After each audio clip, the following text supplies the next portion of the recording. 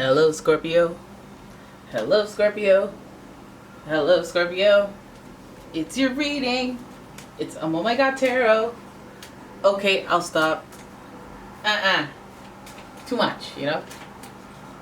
Why am I putting in the weird energy into a Scorpio reading? It's weird enough. I don't know. I don't know why. Maybe good mood? I don't know. Alright, Scorpio, hope you guys are doing well today. This is your someone secretly wants you to know this. They wish you knew. They wish they could tell you this. But they haven't. Or they haven't yet. Let's see. Let's figure this out. Who we're talking about with the astrology reading cards, and then we'll do a tarot spread. Okay, here we go. Your first card is Leo. So the energy around you is flamboyant, dramatic, proud, and passionate. It focuses on the importance of self-belief. So we know that this person is very prideful, very self-oriented, and very oriented around their purpose. And it may hit on a little bit of innocence from their childhood that they carry with them. You know, they have a little pizzazzle. You know, that pizzazzle that only kids have, the energy. It's like unlimited amounts of energy with a body that don't quite know how to use it yet. Lots of energy from this person. Your next card is Pisces. And so the energy is wistful, endlessly loving, compassionate, and forgiving. It confuses and softens resolve. So somebody's coming to you with their heart in their hand. Very sensitive person. Very intuitive and psychic person. So it might even be under a coinky-dink of circumstances around this person as they get their intuitive impulses and clairvoyant hunches. Oh, I had a dream about you, and now I feel this type of way. Alright, Pisces energy. And then finally we've got Libra. And the energy is diplomatic and gracious. It seeks harmony and balance in relationships. Alright, so we have somebody who is wrapped up in their ego. Their ego is a presence or a theme or a, you know, an indicator of what's going on or where they're coming from.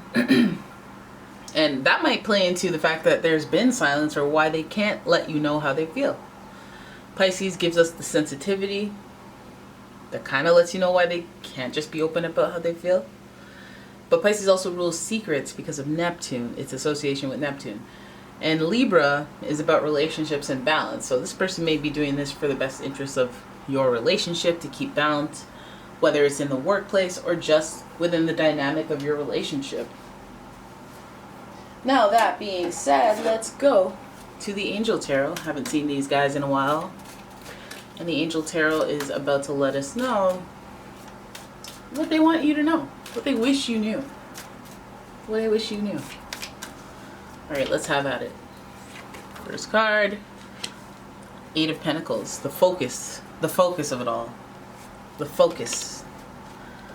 Queen of Cups. Sensitivity. High Priestess. The Angel of Power. The Wheel of Fortune. The Angel of Destiny. And finally, let's move these guys down. Temperance. Wow, lots of major arcana. Look at you. You know when you get like pure minor arcanas in a reading and it's like these types of cards, so it's just like coins like this. It's like, so boring. But you guys are pulling it out here. You're pulling it off. Alright.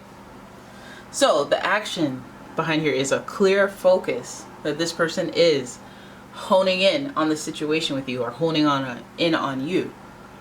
Now this may be dedication and commitment to the situation from afar. This may leave them very unpresent and unavailable because they may be so focused on working the situation out, finding healing and resolution in the situation, that they're, what if that is, I'm focusing on me, I'm focusing on my health, getting myself into good shape before I approach you. But the intention behind it is that ironclad focus on the situation and putting action behind it. So then we have the Queen of Cups here, and this is the face. We got a face in here, and it's the face of sensitivity. They're afraid of rejection. They are afraid that if they come towards you, you will not be impressed. Right? Their ego allows them to believe a lot of superficial things are required before they approach you with this information. I feel like this person has feelings, but there's sensitivity around why they cannot express those feelings. And they're trying to keep a balanced relationship with you, because if they were to be honest about their feelings, they would probably don't know the outcome. They don't know the outcome, and they don't want to sabotage it or make it weird or make it awkward. So then they go into the hyper focus. This makes me feel like this might be a coworker, just because of that focusing on work. But they have that level of dedication, whether it's to their job, and that makes them not able to express themselves in a emotional way, or just hopefully just working on themselves. So the Queen of Cups, there's a sensitivity, and that's the face. That is the internal value of the situation. If this doesn't go well, I'll just my sensitivity, I have to protect myself, my feelings, but also I have to take care of myself as well. So it could lead you in two directions, and one being that I got to protect my work, I got to focus on work, and this person is trying not to let their ego and their feelings get away from them, find balance within their work life and their work relationships. But the other side of it is them working hard to improve themselves, because they're sensitive about that rejection and not wanting to, miss their shot or ruin their shot before they shoot it. We see the High Priestess here giving us that, yes, the Angel of Power. And why does she have power? Because she's the keeper of secrets, allowing things to unfold naturally, organically, even with all of the information, all of the Akashic records that she has access to. She understands that things will happen and play out in divine timing. So a lot of this is fate, and I'm guessing that some of the ego needs to be released, because that's only when you think that things can, if I do this, that, and that, then she'll be impressed, and I can, make my move. And it's like, no. If you catch her on one of those days where she's feeling all soft and sensitive, and you just so happen to organically be kind and compassionate, then maybe that's the right timing. But you can't plan that. Things have to unfold organically. Now, the High Priestess also acknowledges that there are secrets, which we already know, that the way that this person feels is a secret. This card is also associated with the Moon, who is also associated with Cancer, giving us the trifecta of the water signs and a level of sensitivity within this person. They're sensitive. That's why they're not sharing. All right. And now look what pairs well with letting things be and go as they are supposed to unfold naturally. We have the Wheel of Fortune. It's almost like manifestation in this case. The Angel of Destiny. It's almost like, when you have a blueprint type thing happening in your life, where it's like, oh, this was bigger than me. This is bigger than me going, oh yeah, I'm moving to 2 streets down. Like, it's like, when you end up in Seattle because an opportunity pops up, and then you make this move and that move, and they feel like, whoa, this came out of nowhere. Like, this is the blueprint stuff. The way that this situation plays out. Yes, I do believe this person is learning the value of moderation, keeping cool, not doing too much, not, allowing things to unfold naturally. And that's why they're not trying to rush anything and tell you what's going on, because we see that right through the last 3 cards, that there's levels to this. There's divine intervention to this. Maybe they're praying, maybe they're dreaming, they're picking up, they're picking up cues or picking up hints that there's something between you. And perhaps those feelings are even evoked because, again, of that organic divine intervention, where, they're so dedicated to their work and they're focusing on that in the corner of their eye. Just because you got positioned to sit there, they see you and they see kind gestures, and that's all that whole orchestrated by the universe type stuff. The Wheel of Fortune also is associated with Jupiter, the planet of growth and expansion. And so Pisces is rulers here, and we have a lot of Pisces energy in here, so we know that it's not only grows and expands your life, but it also grows and expands your beliefs, and that personal understanding of how energy flows and manifestation. Then we have the Temperance card, another associate with Jupiter. Jupiter is Sagittarius's main or primary ruler. Well, it's its only ruler.